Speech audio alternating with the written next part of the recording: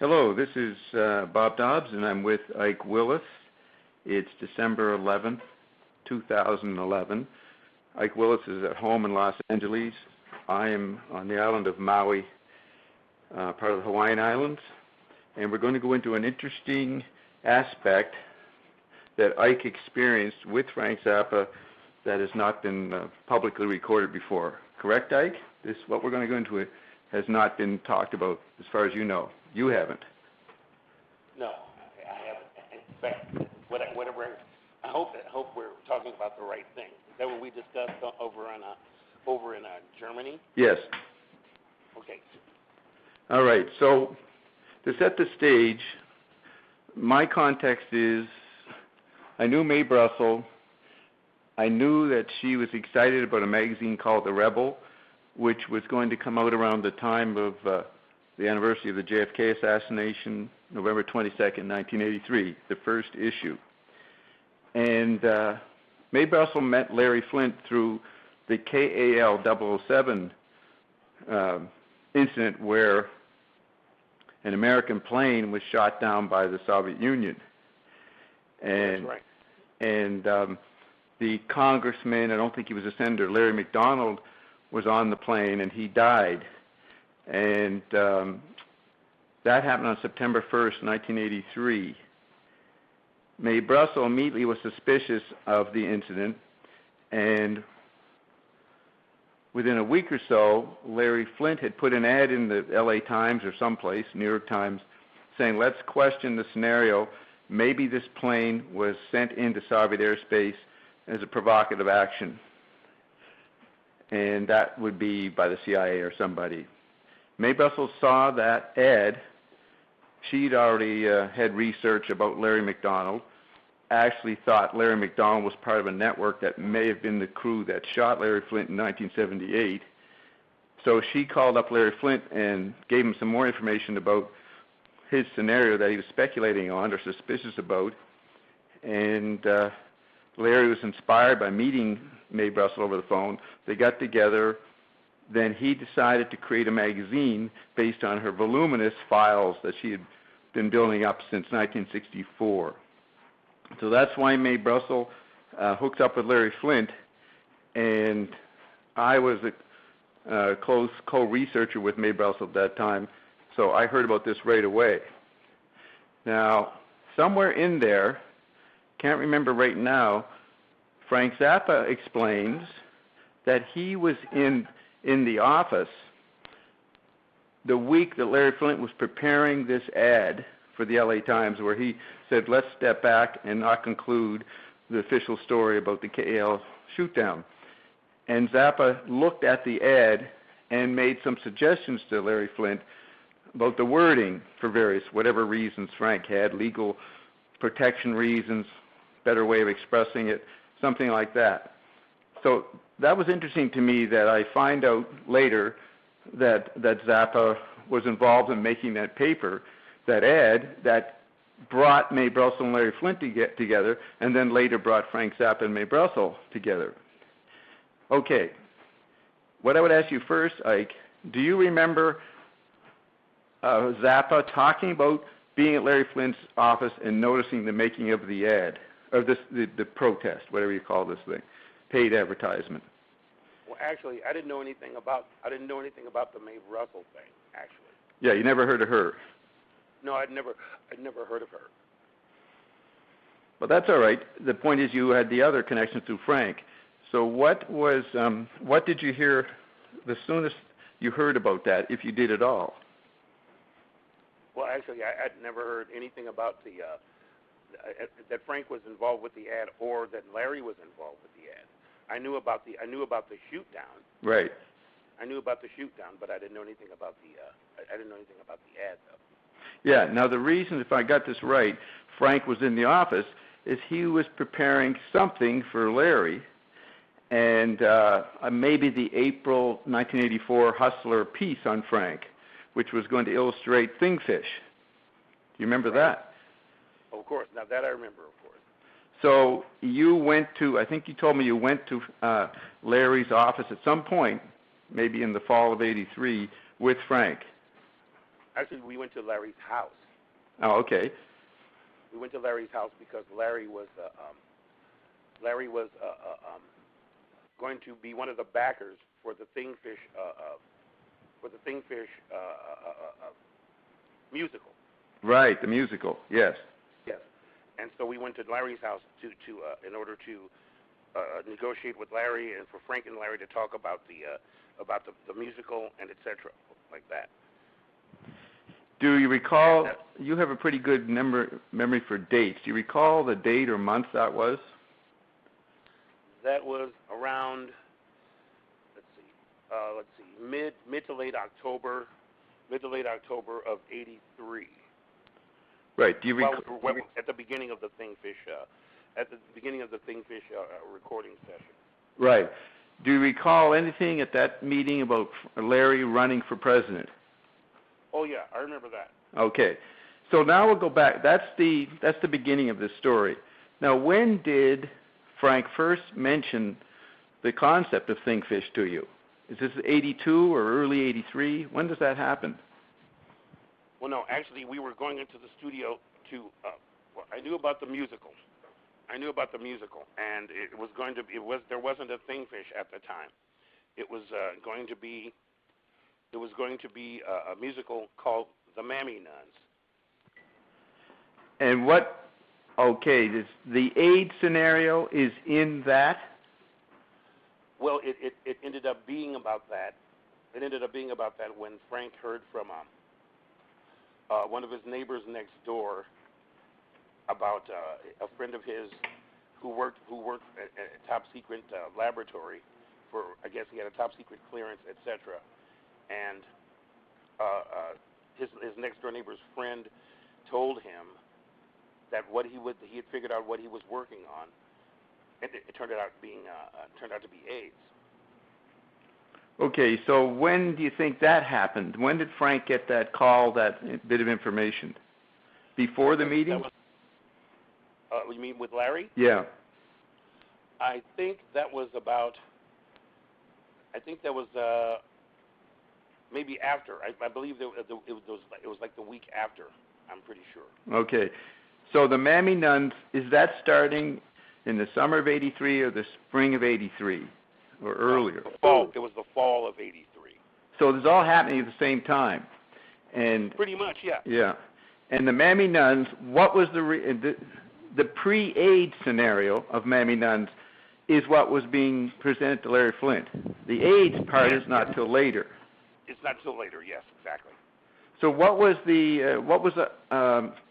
Frank excited about in the Mammy Nuns original plot scenario? What was the theme? Well, it wasn't the plot. It was just musical? Yeah, just a musical. Well, the Mammy Nuns is about people distorted by the food, mutated by the food in the prison. Well, that turned out to be later. Ah. Later, yes. When we found out about the AIDS thing, then we changed it around to the food, etc., etc.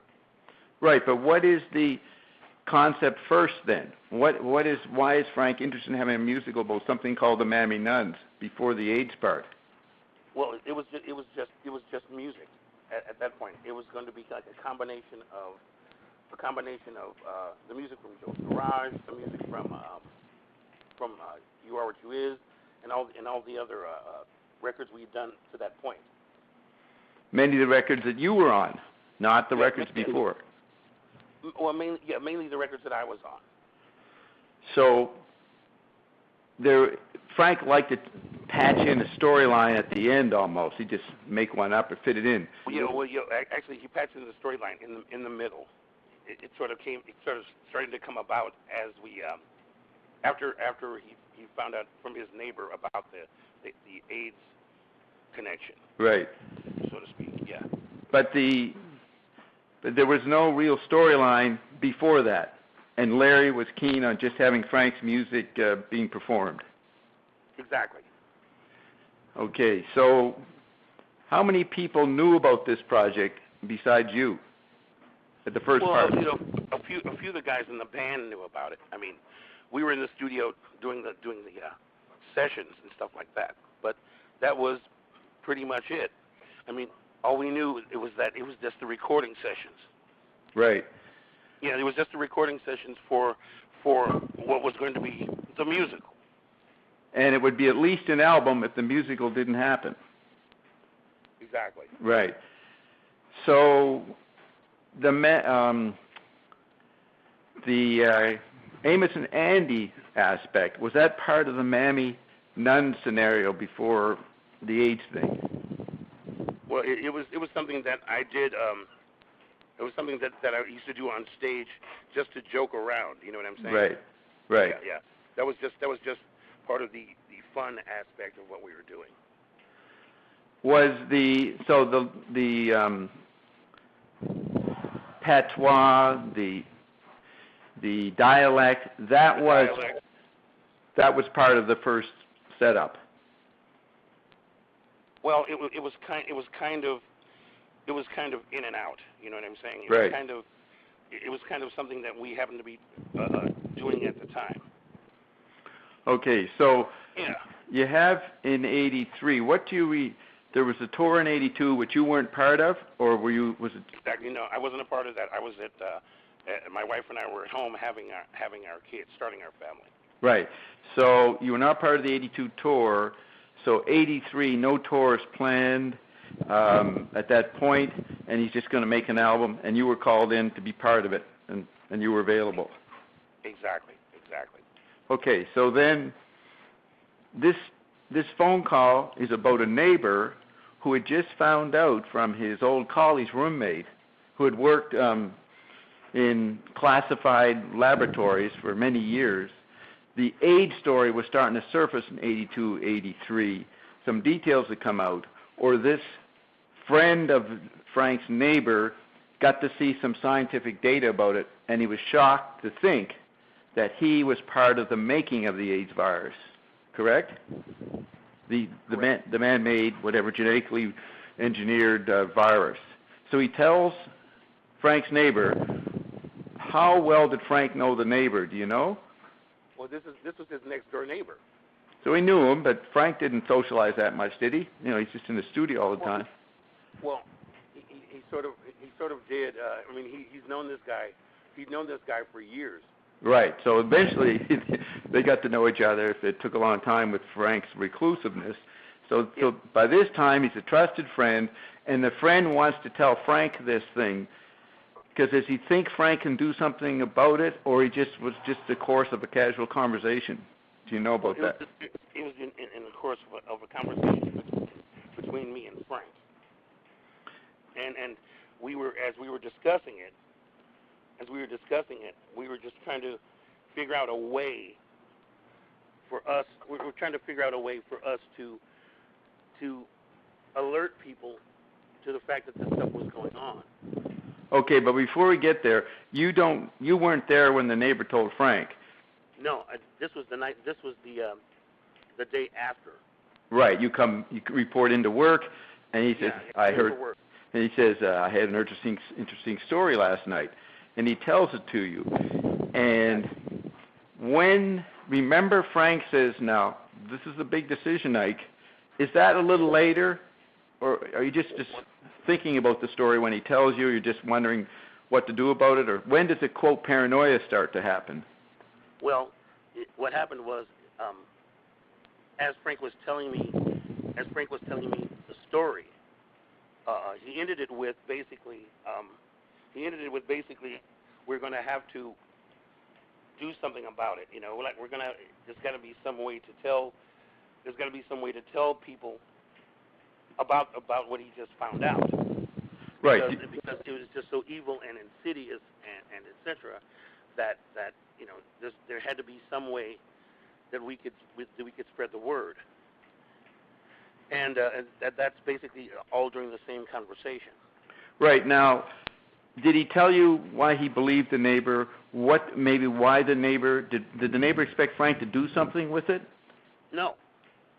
So you don't know the motive or what the neighbor is. You have no more information on the neighbor at that point? No, I don't. Well, Frank is just the kind of guy. He's just the kind of guy who he's a big-hearted guy. He was a very, very big-hearted guy, and both of us just couldn't believe that was actually going on. Right. Everybody was pretty suspicious about the whole AIDS thing. Anyway, Yeah. the fact that it was happening and it was going on, and basically it was so unbelievable to us to actually have your suspicions confirmed by such a technical situation. Exactly, and by that kind of person, and by that kind of person who worked for the government, et cetera, and so it was just so amazing that such a thing was actually going on. Right. That we were just stunned by the whole thing. We were just stunned by the whole thing. It was just amazing. And the guy who was a friend of the neighbor who did this did not know. He was on a need-to-know basis. He did not know what he was doing in the lab, what it was being used for. So he wasn't part of a conscious conspiracy. He just followed orders and made something. Exactly. And now he's finding out, 8 years later or something, this is what his material went into, what he did in the lab. So, exactly. Right. So then in that first conversation, do you get to the point of saying we can fit this into the Mammy Nuns? Well, yeah. I mean, that's the thing. That sort of became the vehicle of the whole Mammy Nuns thing. Kind of became the vehicle by which we could at least get the word out and basically stay alive. That was the main thing. Frank was not going to sacrifice himself for this, but he wanted to make an effort.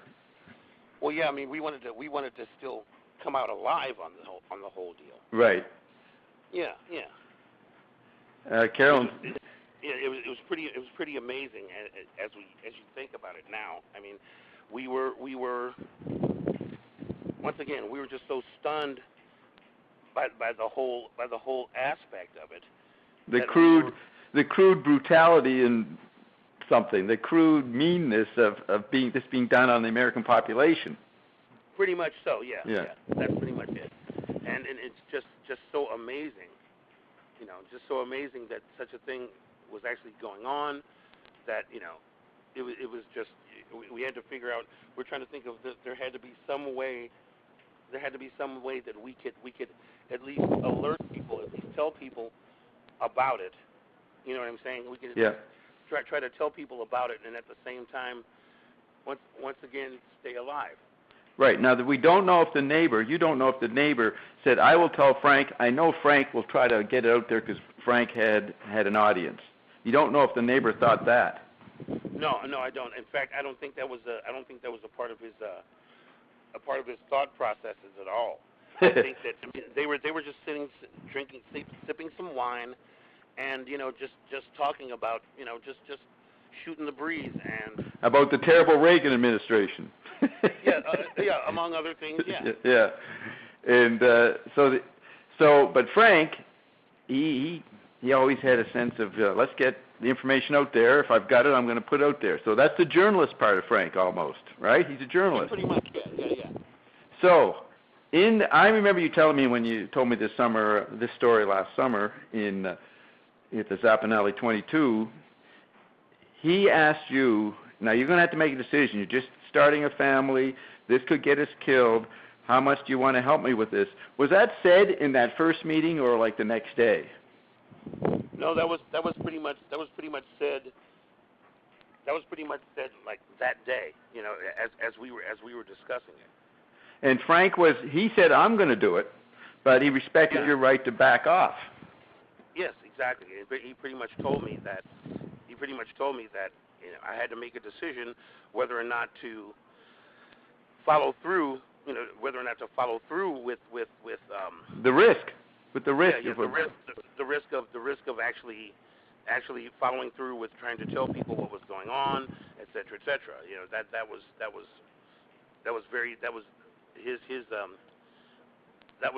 his statement because he said that he was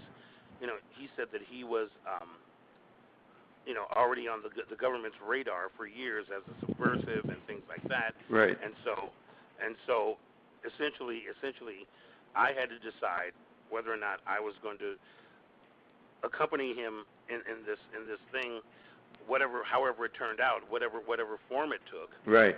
To get the word out there, to get the information out there, so that we could at least warn people. Right. Warn people. So, and that's essentially what it turned out to be. It's like you're starting a family. It's going to be a big risk. And our phones were tapped, and et cetera. So, I just had to decide whether or not I was going to be in on it. And I told him, yeah, I'm there. I'm with you. Well, did you want to discuss it with your wife first, or you said yes before you went home? Well, I did discuss it with my wife. I did discuss it with her, and at the same time, essentially, I discussed it with her, and we went back and forth over it, and she decided as well that it was worth the shot, worth the risk. The risk. So you pretty well committed to it before you went home, and told her you probably would be committed, and were happy that she didn't resist it too much. Well, yeah, because it was very important. Yeah. Okay, so the next day you come in. How quickly do you figure out how to stick it into the Mammy Nuns story?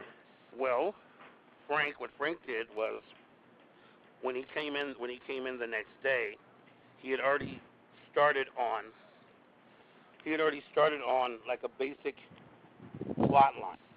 He started on a basic storyline about the mystery disease and et cetera, like that. Yeah. Yeah. It started pretty much that way. And that they would be prisoners. You had that scenario. Yeah. And it was a kind of connection with Joe's Garage as well, because people being sent to jail for music and things like that. So it was kind of the same connection to Joe's Garage too. Right, because he had always said that the counterculture was a CIA plot, the LSD stuff. He had said that in the late 60s. Yeah, exactly. So he had a, quote, conspiratorial bent on it, didn't trust the government. But even with, what he thought about music being banned, and that's in Joe's Garage, he still was shocked when it actually hit home what was going on. He didn't think they'd go that far. Pretty much, yeah. So were the Mammy Nuns in the plot before this meeting in jail? In the original plot? No, they weren't? No, not at all. So that's... The Mammy Nuns were just a chorus line. Right, a costumed chorus for line. for playing Frank's music. Yes, to perform Frank's music. So so by the next day he's telling you, we're going to have them start in jail. They get infected in jail, and then they go public, or whatever the storyline. Well, that sort of developed on its own, actually. The whole jail thing and etc. That sort of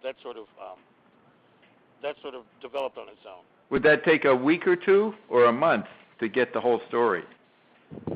Well, over the course of time, it was basically the script got bigger and bigger. Okay, the script got bigger and bigger, and it got more involved. And then the story of the part about the jail part, and the part about the mystery disease. The mystery disease, et cetera. That just started developing. Right. So, did it take? Were you finished by January, or were you finished by November in the plot? We were finished by. Let's say. We were finished by November, December, something like that, because then we were recording it all at the same time. Right. So it was ready. It was ready by the beginning of 1984, which is appropriate for a 1984 theme. Yeah. in the sense of the Big Brother and George Orwell. Okay. Yeah, So, I don't know if he was thinking about that part of it, but he was definitely, you know, just how Frank is. He likes to get things done. So yeah. we recorded it and it just took on a life of its own, pretty much. Do you know if he told Gail about this story or any of this aspect during that period? Probably because they talk all the time and stuff. So that wouldn't surprise me at all. Right, and she didn't seem to object on the risk level part. No, because Frank is Frank. Yeah. Okay, so did you say that the Larry Flint meeting happened a week before or after this meeting? Either a week or maybe not even a week, maybe just days, maybe a day or two before then. Yeah, so what's interesting, you've got Larry Flint, don't know if Frank knew it. Well, he knew the ad, which is in the first couple of weeks of September 1983. Then a month later, approximately in October, you guys get this information from the neighbor, and he's already involved with Larry Flint, and you're going to go over there and present the Mammy Nuns scenario and have the pictures taken and all that. No, just the funding. There was no Hustler magazine talk maybe at that point. No. Yeah, so the Hustler magazine pictures and scenario, does that include the AIDS scenario? Not in the pictures, but is that the completed idea after the AIDS is put in, or is it the first Mammy Nun plot that you see in the pictures of 1984, April '84 Hustler? Well, no, it had already been fleshed out and stuff like that. And Larry knew about it because Frank talked to Larry about it. But by the time it came for the photos and etc., it wasn't included. It wasn't included in the Hustler magazine. Right, because you had told me that Frank was not going to make it obvious in the storyline, the AIDS subplot. Exactly. Right. It wasn't going to be obvious. It wasn't going to be obvious at all. Right. So what's interesting is right at this period in October, November, Larry Flint is starting what he hopes to be an alternative to Time magazine, a major magazine to provide alternative views to the mainstream's journalism. And he has this hot story right there, and he's not going to put it in the Rebel, but he's going to expose, JFK assassination, all the different things that they were doing. So he was intending to be, a very interesting magazine, and he had this hot story. Do you know if Frank discussed it being in Rebel or not, or anything like that with Larry? No, it was actually I don't know because right. I wasn't even up on the whole Rebel thing or anything like that. I really wasn't Frank didn't aware. Yeah, he hadn't mentioned all that to me. There's a lot of things going on. There was a lot of things right. going on. Yeah. Okay, so you start doing the story. Does he remind you of, well, we've got to fit this in but not get ourselves killed? Is that only said once, or does it come back to every couple of weeks he says, okay, remember, we got limitations? No, he only mentioned that once, and then as the storyline progressed, he would just come in every day with more copy for me to read and record. Right. And the story and the pages just grew and grew and grew.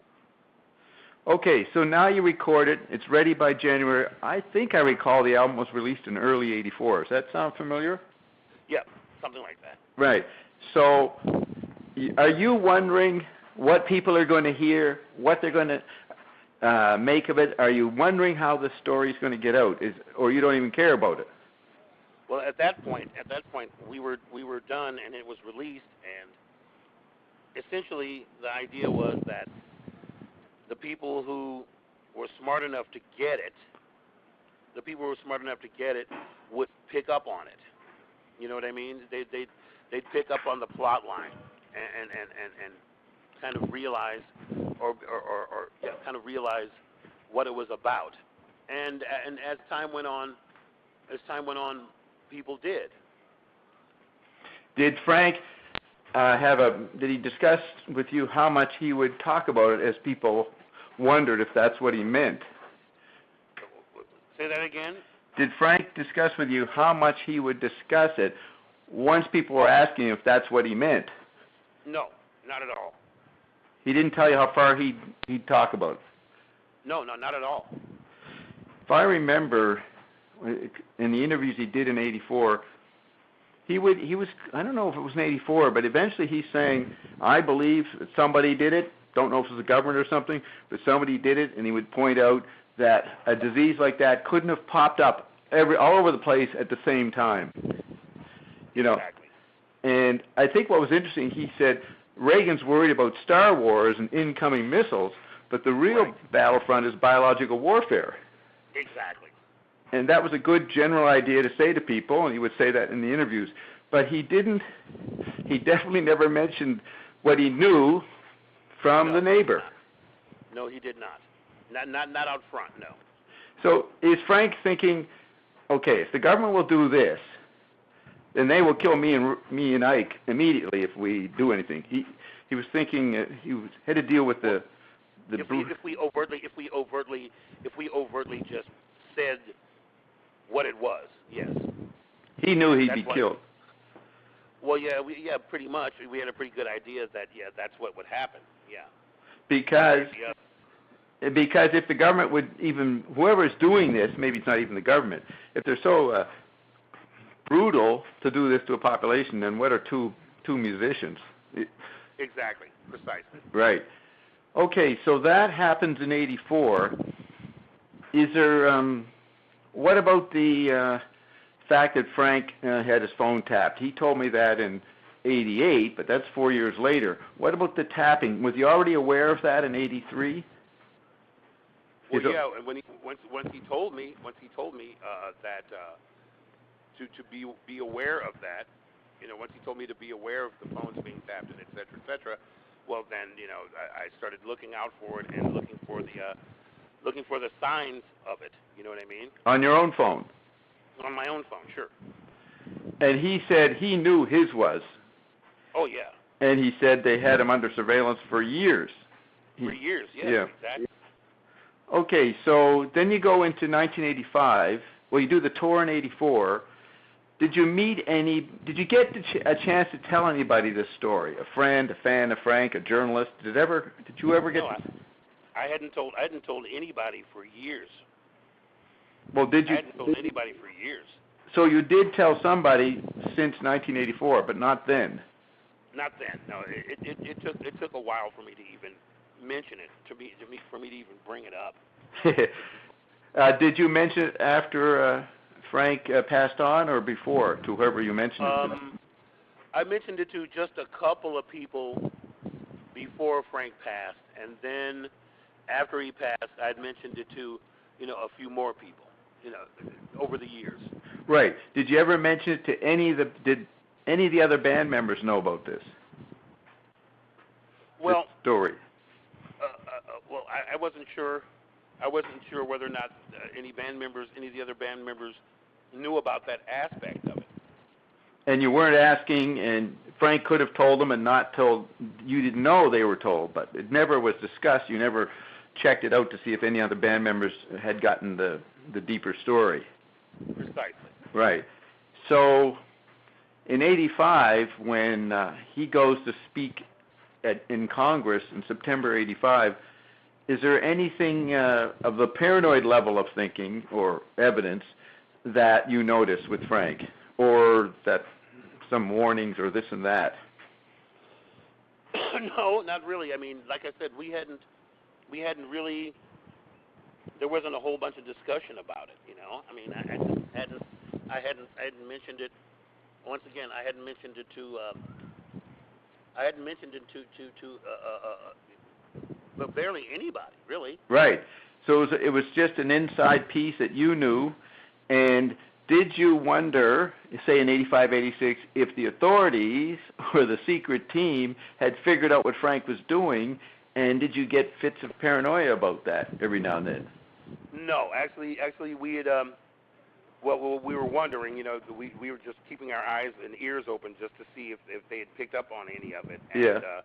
And as far as we knew, no, nobody had picked up on it yet. Or they wouldn't know about the neighbor, but they hadn't really. Well, I guess what you figured out what we were saying. Yeah. They figured out it was something about a hint or a reference to an AIDS-like virus, and people thought Frank was commenting on AIDS as a potential conspiracy. Well, no, actually, I don't think they put the AIDS thing together with it at all, because of the fact that, it's Frank, it's Frank Zappa, so naturally, the powers that be wouldn't even pay that much attention to it. Right. And we were right. All right, but I'm thinking, did any of the? I guess it was the fans knew the hypothesis that Frank was presenting. People started wondering about what the mystery disease was. And never, in your own experience of feedback, it may have surprised you that they never thought it was AIDS at first. Well, for the large part, hold on just a second. Yeah. Well, for the most part, they hadn't realized what was going on. Right. Okay. So no, they hadn't realized. The powers that be basically hadn't realized that that's what it was about, and they pretty much didn't pay that much attention to it. Right. So then he does his famous commentary intervention at the Senate hearings on the record labeling. Right. Was there any paranoid effects from that Frank mentioned to you? No. Nobody seemed to be too upset about it. No, they thought it was just having to do with with censorship and things like that. Right. And like I said, Frank had been doing this for so long, the powers that be really didn't pay that much attention to the actual content of the albums, because they already written off Frank years ago as that insane, crazy crank guy. He was a crank. Yeah. Yeah, exactly. Well, do you remember any fans? You did the tour in '84. That might have been too early, because I think AIDS really becomes part of the consciousness in '85 or so. It takes a couple of years. Actually, yeah, it took a couple of years. Actually, around '84, mid to late '84. Okay. Did any fans from '84 to '8 ever ask you if that's what it was about, to you personally? Every now and then, yes. And every now and then, yes, a fan would ask. Right, and you would say what? I would, depending on who was doing the asking. Yeah. I would, depending on who was doing the asking, I'd say yes or no, depending on who was asking. Right. Take someone like Joey Psychotic, who I knew. Do you recall him asking? Oh yeah, Joey and I talked about it, because Joey was a very, very good friend. Right. He was a near and dear friend of mine. And so we had, we discussed it, and Joey did ask me. He finally came out and asked me if that had anything to do with it. So Joey, I could tell, yes. Right, Joey knew. Okay. Joey knew. So then you come. The next interesting point is in the '88 tour. I knew that the 60 Minutes crew came and I understood taped the Chicago concerts. But when I talked to you, they taped a lot of shows. Right, but when I talked to you last summer, you told me that no, they were there through most of the tour. Yes, they did, because of the voter registration thing and all that stuff. They were interested. They were supposedly interested in how much of a groundswell Frank could work up. Exactly. Yeah. So back at years ago, I had a theory that Frank was poisoned by the 60 Minutes crew. Okay, I used to talk like this with Jerry Fialka. I just said, I don't know if 60 Minutes crew around you. A Mae Brussell, a Sherman Skolnick would be very careful. They wouldn't trust those people. because it was such an important news magazine, it had to have some kind of CIA monitoring of it, just because it was news, powerful news. So I got suspicious about, well, maybe Frank got nailed by something they did in the 88 tour. But when you told me they were there for weeks or months, maybe not every show, but many shows, that's odd. Yeah. That's odd to me. Well, that was because of the League of Women Voters had given Frank an award for League of Women Voters had given Frank an award for registering so many people to vote and being a great American and stuff like that, and et cetera, et cetera. So that was part of the reason why. That's part of the reason why 60 Minutes was doing a thing on our tour. Right, and were they there at the beginning in February, or was it like March, April, May that they seemed to show?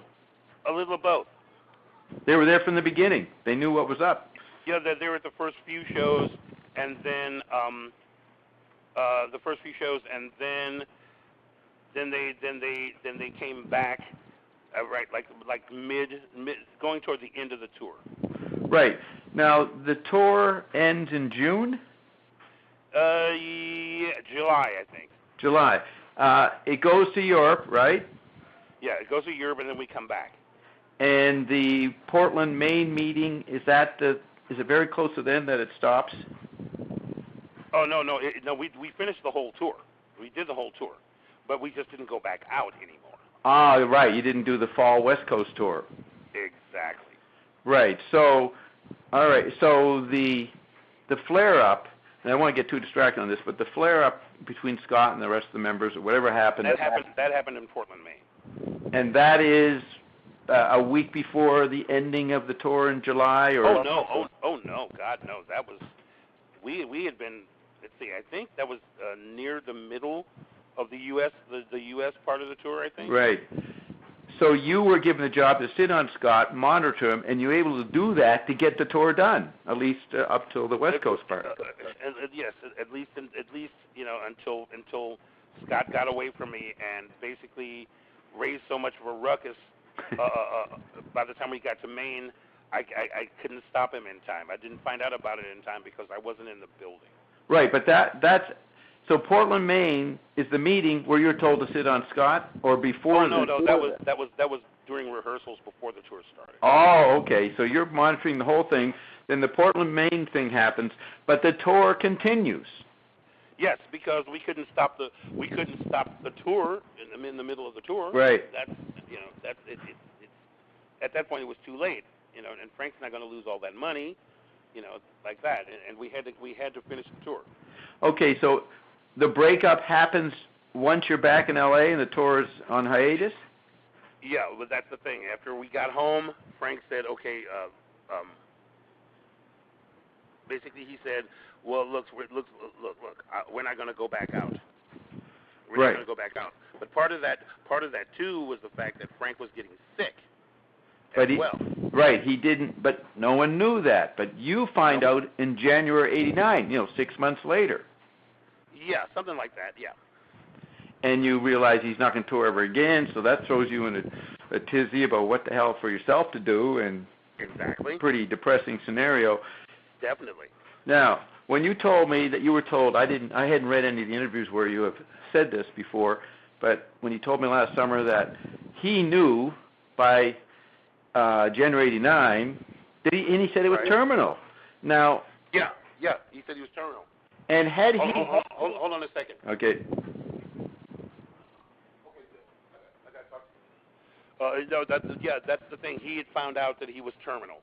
By that point, by that time, I'd moved up to Portland, Oregon. My wife and kids and we moved up to Portland, Oregon, and I was on my way to a gig, and Frank told me that that's what was going on. Okay. And, so therefore, we weren't going to go back out anymore, and et cetera, et cetera.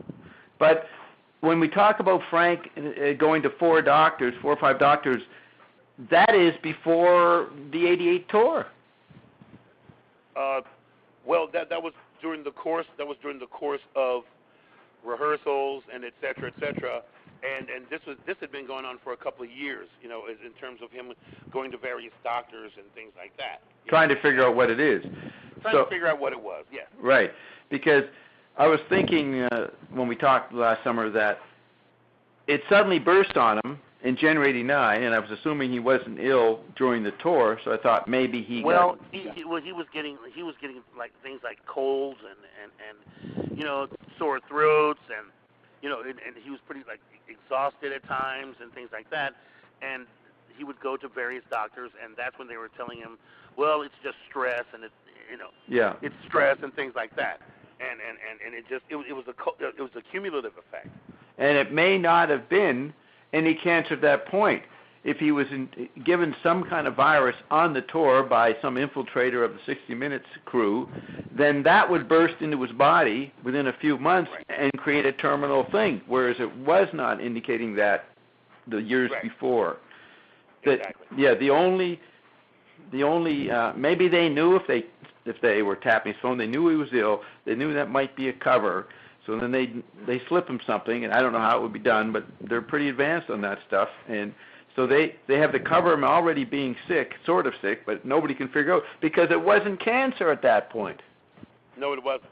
Right. But I mean, that's the thing. I hadn't even considered any of that. Right. You know?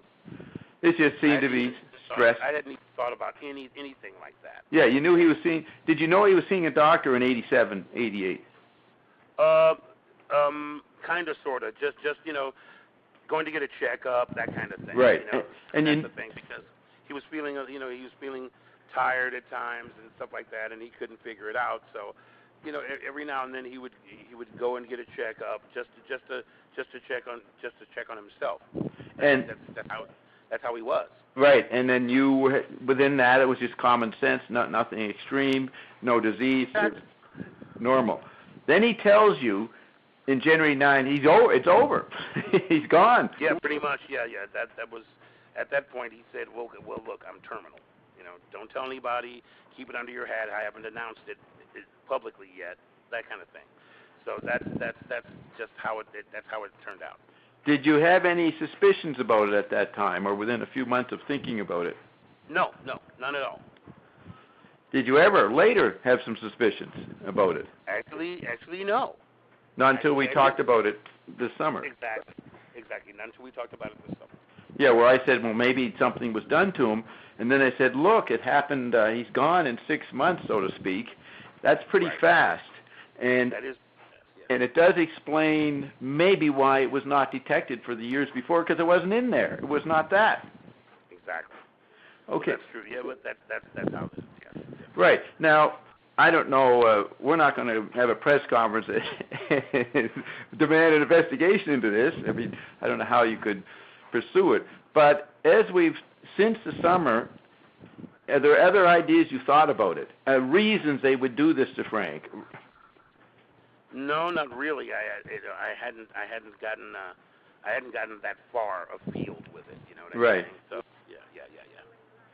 So what we say is the only possible way of being suspicious about it is if you conclude that the stuff sprung on him in the latter half of 1988 too fast.